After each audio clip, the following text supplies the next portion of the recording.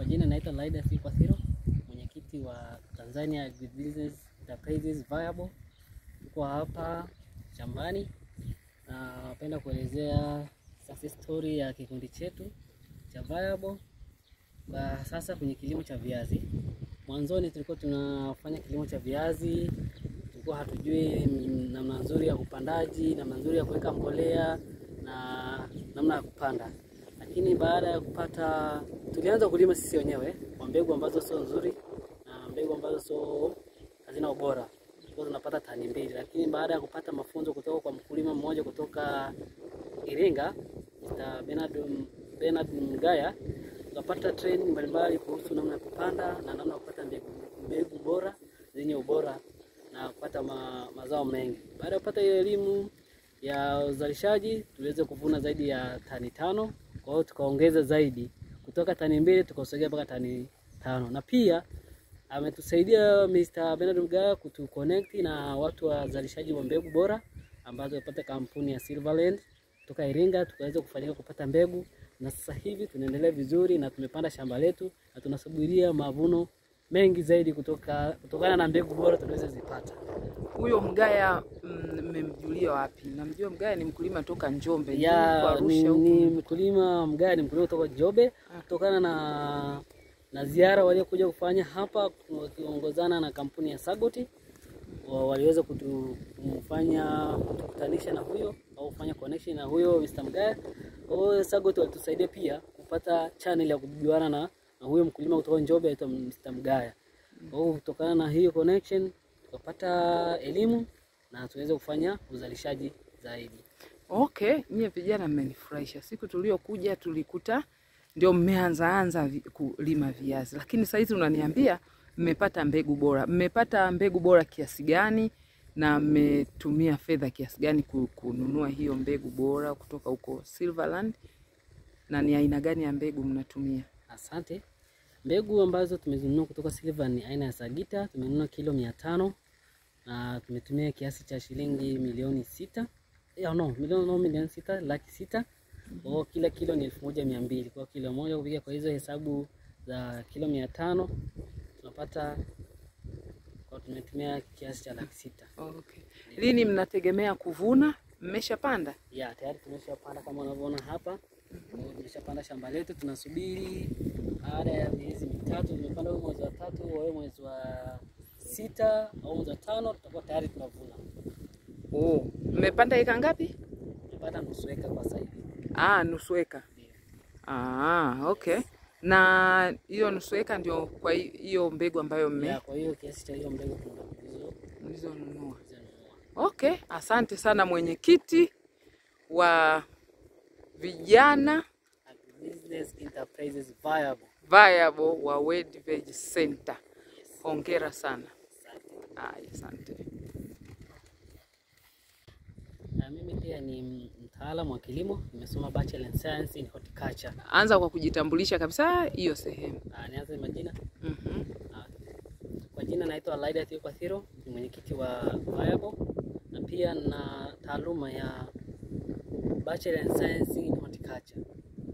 Ambapo umesoma wapi mwenzi? Nimesoma katika chuo kikuu cha kilimo Sokoine, SUA. Okay, asante. Habari, kwa majina naitwa Kizensa Mshobozi. Mimi ni katibu wa kikundi cha Viable au Tanzania Viable na pia nina bachelor ya biotechnology na bioscience. Nimesoma katika chuo cha kilimo SUA. Nilipata nafasi ya kuweza kujiunga na wenzangu hapa mnamo 2021 katika uzalishaji wa viazi na mimi nikawa katika kitengo cha utafiti. Mimi natumia tissue culture technology kuzalisha mbegu za viazi kwa kutumia chupa. Na hivyo mwaka 2023 tukaingia kwenye king'ang'anio cha kuchukua tuzo ya Impact Award Africa na tukashinda. Kwa hiyo teknolojia itakuja kuwasaidia wakulima wadogo mpaka wakubwa, yani wadogo na kati wakubwa kuweza kupata mbegu bora na katika ni affordable, yes. Kwa hiyo tissue culture technology. Okay. Wewe umepata inspiration wapi ya kuingia kwenye hizi habari za viazi na hizi habari za tissue culture? Sio kawaida sana. Ndiyo. Inspiration ilitokea kwa wazazi wangu. Wazazi wangu ni wakulima, pamoja walikuwa wanafanya tissue culture technology. Kwa hiyo kila nikiwa ni shambani pamoja na maabara nilipata nafasi ya kuweza kujumuika nao na kujifunza. Hivyo nikaona ni vyema kujumuika na wenzangu, kuwafundisha wenzangu pia inafanyaje, na pia kutengeneza kampuni yangu mimi mwenyewe pamoja na wenzangu ili kuweza kuzalisha viazi chakula pamoja na viazi mbegu. Kwa hiyo wewe ni sehemu ya ile kampuni. Una role gani katika hiyo kampuni au katika kikundi cha vijana wa World Veg? Katika hii kampuni ya vijana Viable mimi ni katibu na pia nina kitengo changu cha kusimamia katika uzalishaji wa viazi, hasa viazi mbegu, na pia ni msimamizi mkuu wa kuangalia activities zote au shughuli zote za vijana wanafanya kituoni. Okay, asante sana. Asante kwa maelezo yake, lakini pia na kupongeza kwa kuweza kupeperusha bendera ya Tanzania wakati wa mkutano mkubwa wa kimataifa wa Afrika wa mifumo ya chakula uliofanyika Septemba 2023 Dar es Salaam, ambao ulikuwa umeletwa katika nchi hii na Mheshimiwa Dr. Samia Suluhu Hassan, na ukaweza kushinda na kupeperusha bendera ya Tanzania. Asante sana. Asante sana.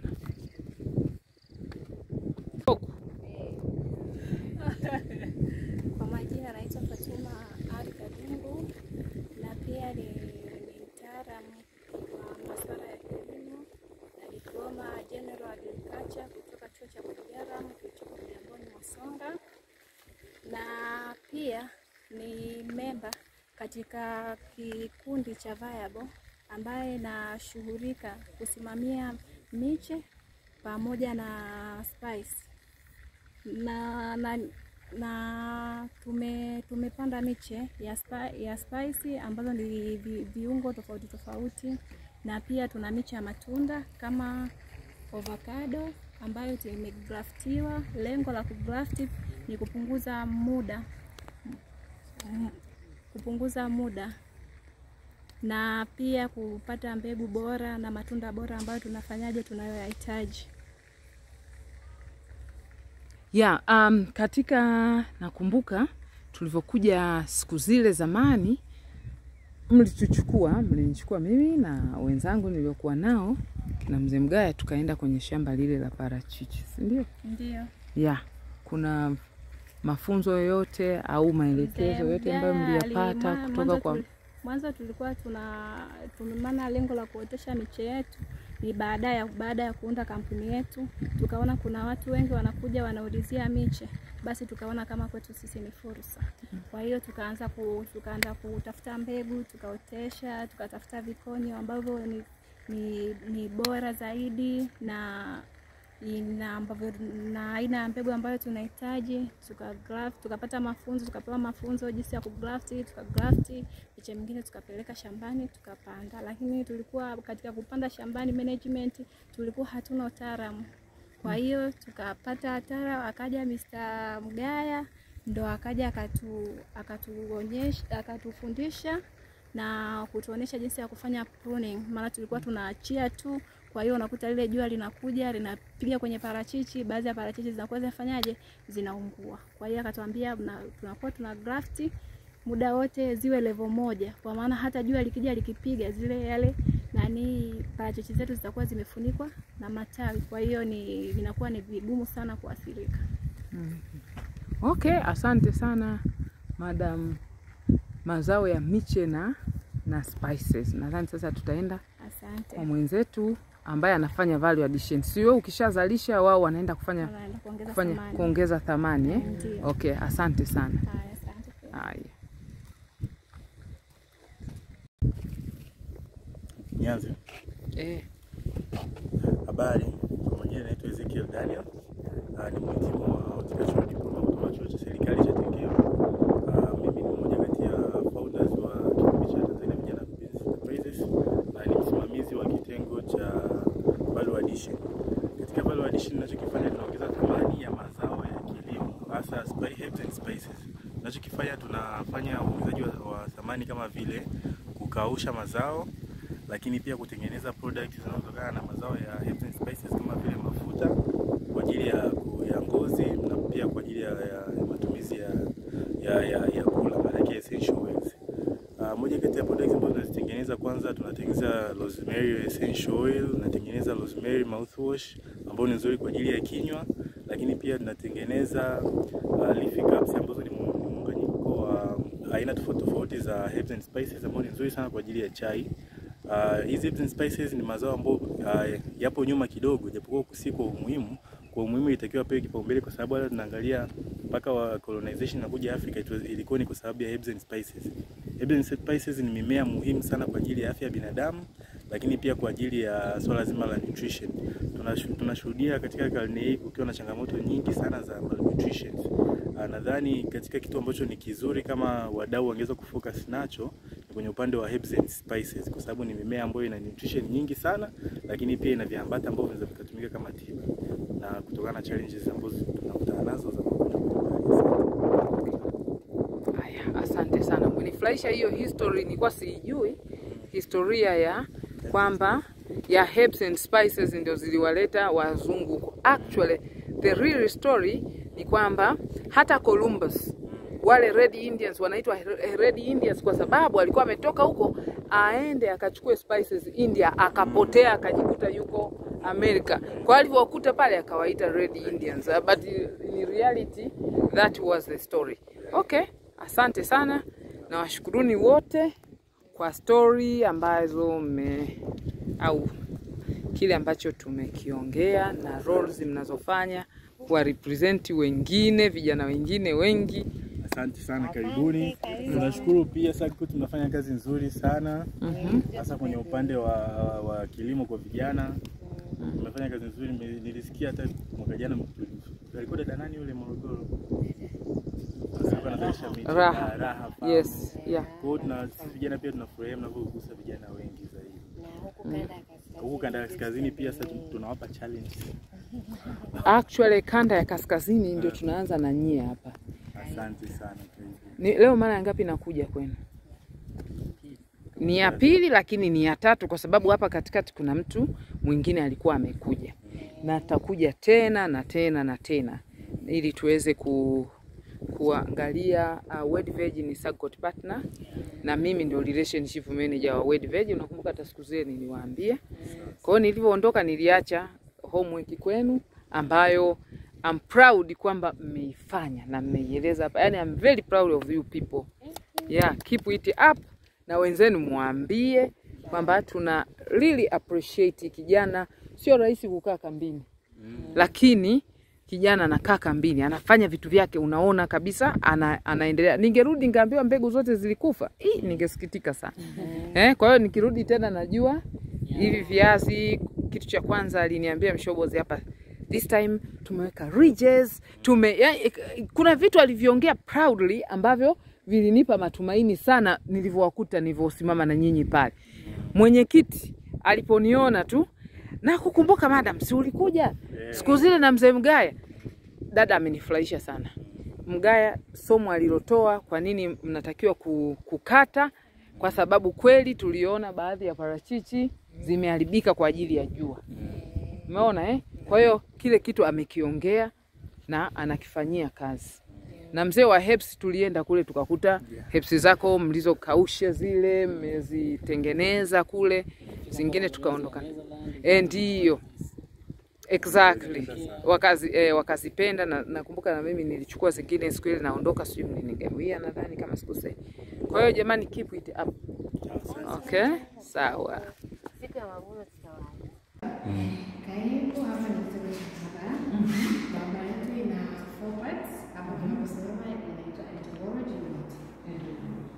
Hapa ni wanasoma tabia za wadudu, pia kuangalia mimea na zile ikatibiwa. Kutumia kemikali, unaweza kutumia pia wadudu, biodiversity. Kwa hiyo this is the way the trial starts. Kwa kuna cages. Currently bado hatujaweza kuingiza hii project inayoendelea, maana imestop. Lakini ndio imeketi. Kwa wanaleta wadudu, wanaweka ndani, alafu tunaendelea. Kwa hiyo hizi zote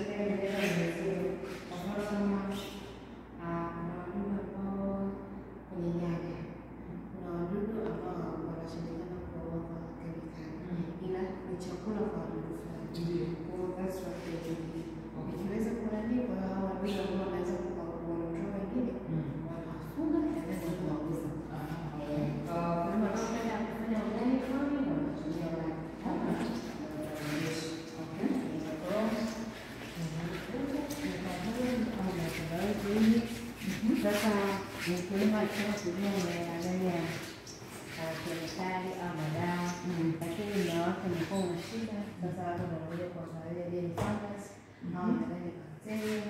Kwa hiyo wanaanza kuchukua sampuli na pia kuwakuza. Kwa kuna mashine tofauti tofauti ya kuweza kuwakuza. Kwa hiyo hapa wao katika wanyama zipo. Kwa hiyo ndio mnafanya kacha. Culture of the machines. Although sitaweza kushika kwa ajili ya Kwa ajili ya biosecurity. Kwa hiyo this is where the whole start na nini zinazofanya. Kwa hiyo akitaka kujua ni fungus, bacteria, na hizi zote za kufanya. Kwa mashine tofauti za mila na kila kitu tunachoona hapa. Kutoka hapo tunaenda kwenye nyingine. Ndio sehemu ya tatu. Yes, tunaenda sehemu ya tatu.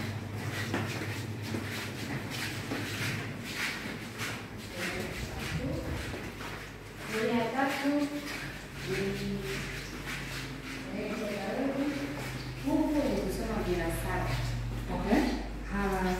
From species to ni to species level, kujua kizazi chake na vinasaba vyake. Biochemistry yako hiyo. Ndio huko mashine zote za PCR na pamoja na sequence kabisa. Kujua sequence. Kani alianza kufanyika na mashine tayari ishakuwa. Ni kuweza tu kupata sampuli pamoja na zile enzymes kufanya reference za huko. Kwa hapo ndio sababu nimesema kwamba tutapokea sample na wash kila kitu, alafu step ya pili ni grind. Kwa hiyo kuna kile cha kuchanganya ambayo ni centrifuge. Kila sample zako zinachanganya vizuri hapa pamoja na vifaa vingine ambavyo vinatumika viko hapa. Ndio unaanza hapa hapa. Ndio unafanya DNA extraction. Hapa nitaweka kila kitu ambacho nitataka kutoa, kama itakuwa na ya mmea, nitaongeza za mmea. Kama za binadamu au wanyama. Akishatoka huko anafanya kwenye chumba.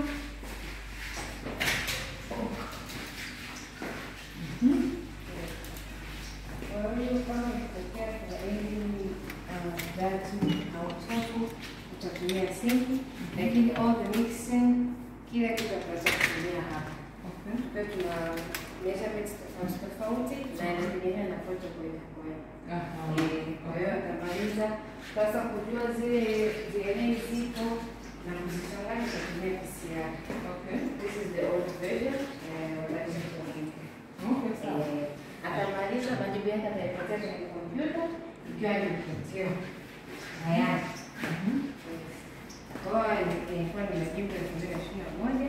Kwa anaangalia je, katika tumbo ya huyo aphids je yupo so molecular detection of aphids with the DNA samples of the beta bioagents against aphids. Kwa hiyo anaangalia kwenye tumbo wake je yupo. Hizi strands ndio zenyewe hapa. Ukishajua na kutakuwa kuna ile ya kusoma. Yes. Kwa hiyo unapata majibu yako then na mnafanya tishukati ya viazi ndio. Kwa kabisa naelekea.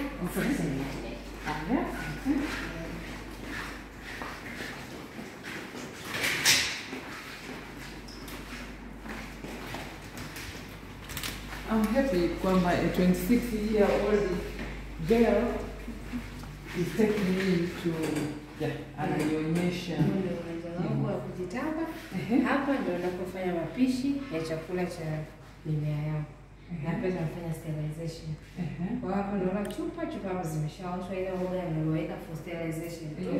Kuondoa anything that wants kama pesticide.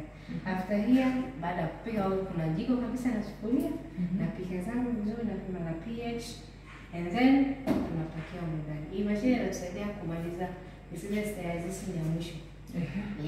After here, chakula changu kitakuwa na kinaongeka kiko vizuri. Then tunaenda another border. Kwa hiyo tutavaa viatu vingine. Yes. Hivi tunaviacha. Kwanza tunatofautiana chakula kiwezi kuingia huko kwa sababu kule ni mambo ya fungus na nini. Kwa hiyo tunaingia huko. hichi ni chumba cha pili ambacho tunakiita transparent. Nikiwa nina expands, yani expands migomba, macho ya viazi, ndo hapa tunapohamishia. Kwa hiyo nikishaweka chakula changu au tuseme Hicho chakula unachosema ni chakula gani? Umechemsha viazi? inakuwa ni tunaita media. Ina every nutrients za mmea kukua. Kwa hiyo kuna mimea mingine lazima uwekee hormones ili zitoe shoots. Kama hizi. Ila kwa viazi inakuwa tu vizuri ikiwa hii tu media. Yes. Kwa hiyo hii ndio sasa chakula kimeshaanza. Sawa. Yes. Kwa hiyo hapo na kuwepo na ofisi yangu haya mengine. Hapa tunafanya transfer lakini natakiwa niwe very msafi na kuwa tayari gloves na uongei kwa hapa. Then ukishamaliza tunaenda shambani sasa. Shambani. Okay. Na shamba ndani ya nyumba. Aha. Kwa hiyo kwa ziada pia pamoja na msimamizi wa Agricultural Center wametuweza kusaidia sisi vijana ili tuwe innovative. Hii protocol ilifanikiwa mwaka jana kwa business yake macho ni macho natumia macho ya viazi. Kwa hiyo from there niweza kuzalisha chupa hapo zinafika zaidi ya 90 na pia baada ya wiki mbili nazalisha. Hii itatokea kuwa ni innovation na kusaidia wakulima kupata mbegu za viazi mfumo wa miche. Kwa hiyo kwa miche wanaweza kupanda na wanakuwa na uhakika kwamba mbegu zao ni safi.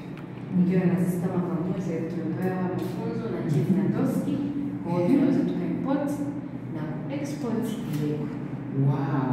Yeah, lakini tutakuwa tunatumia tishikata technology kwa collaboration na Mazahab na kutumia teknolojia ya article cutting.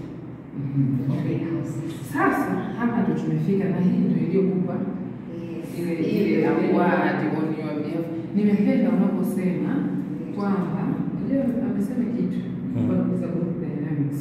Akasema ndio kwa sababu nilifanya viazi, lakini hiyo ndio iliyotupa ushindi. Hakusema iliyonipa ushindi. Na pia akasema pesa ambayo nilipata kama price pale ndio tumetumia kuinvest. Mimi nimeshauri hiyo ndio ile spirit ambayo inabidi muendelee nayo. Okay? Naona mwenzetu ujuzi wake ametumia miaka mingapi ulisoma? 4 3 na nimefanya hii kwa miaka 3. Okay? Miaka 6.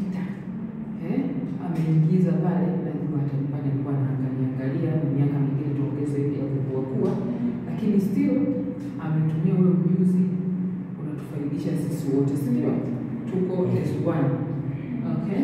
Sawa. Hapa unapoona kuna aina mbili. Aina kwanza ni nyika, ni kiasi chekundu. Ambacho hizi sosi yake ni Netherlands. Ukija kujua kwamba sisi kama Tanzania tuna basis ya vizazi mama na viazi. Kwa hiyo hii pia ni njia mojawapo ambayo inaweza kusaidia kama Tanzania na wakulima kuweza kupata right information na kupata mbegu bora. Ila kwa wanasayansi waweze kutumia kupata kizazi cha kwanza. Maana kama sisi tulivyoanza kama tunakumbuka tulitumia mbegu ambazo yani sidhani kama ni F1. Ni kizazi cha hiki kabisa.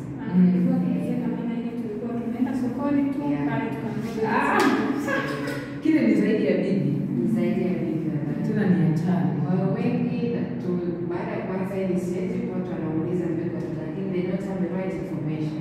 Kwa hiyo kweli sisi tunavyoenda ni kuwapa right information kwa wakulima ambao wanataka kuingia katika viazi waweze kujua ni aina gani ya mbegu wanazipata. Hapa tuna Obama au Shahidi. Ni kiazi ambacho kiasiliwa kinapenda sana shamba. Ndio naisikia Obama. Hii ndio inatosha sana lakini sosi yake ni kwa Nairobi. Kwa hiyo kwa sisi pia ambapo tukiweza kupata usaidizi na kufuata kila kitu ambacho tunaambiwa na serikali, itatusaidia sisi pia kuweza kuuza na kuaminika. Maana huwezi kuuza mbegu ndio. Kwa Kwa hiyo hata ikipata usajili zinaweza kuwafanya pia wakulima wa huku kuweza kupata mbegu bora maisha nyingine. Kwa hiyo tunatarajia mpaka ukija na usome Komodo utakuta shamba limeshajaa na tunatarajia kuweza kupata at least tuanze na 4 samples za viazi ambazo zimesajiliwa ziko hapa Tanzania. Kupata kizazi mama alafu zaidi na initiative ya ile kusaidia wakulima wadogo kwa kutumia agriculture technology.